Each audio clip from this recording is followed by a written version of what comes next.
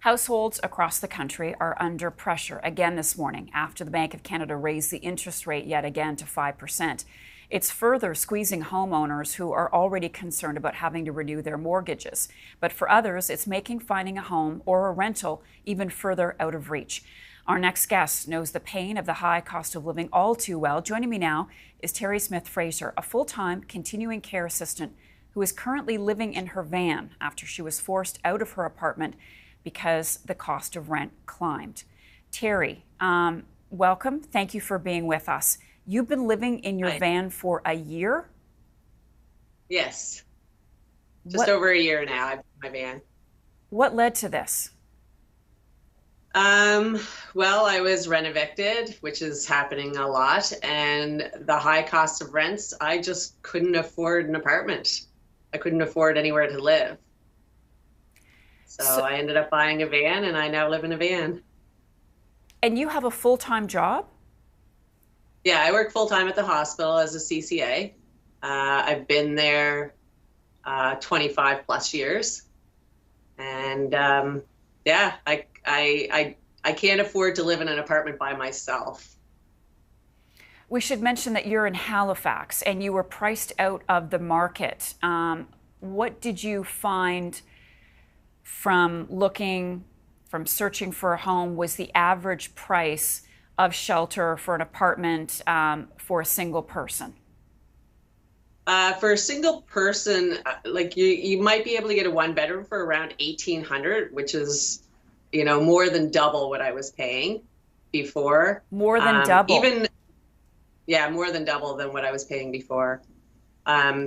And like to rent a room in somebody's house would cost over $1,000 a month. Could you ever imagine this for yourself? No, not at this stage in my life. I didn't think I'd be working a job and living in a van, especially in the winter. Well, I mean, I think all of our imaginations are running wild right now. Can you describe what life is like for you with your van as your home? My biggest issue is parking, because I don't live at a campground. That would cost more than rent. So I basically live on the streets of Halifax. I try and find free parking places close to work. And then on my days off, I'm looking for parking, in a park or close to the ocean or somewhere nice, at least out of the city. I have everything I need in the van. I have a toilet.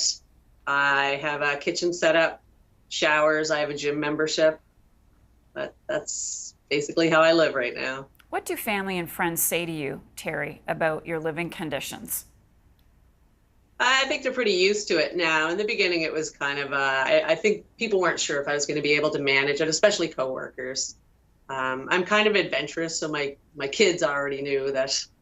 Probably just felt like it was another adventure, but my coworkers didn't think that I should be doing it, I guess, or that there had to be another way. Do you have hope that someday you will have your own place again, a place that's not on four wheels, Terri?